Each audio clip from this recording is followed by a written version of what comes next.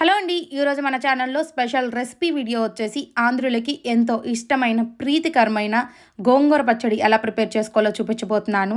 చాలామంది ఏంటంటే water add చేసేసి గోంగూరను అందులో మగ్గనిచ్చేసి అప్పుడు పచ్చడిలాగా చేస్తూ ఉంటారు. అప్పుడు ఆ పచ్చడికి రుచి అనేది ఎక్కువగా రాదు.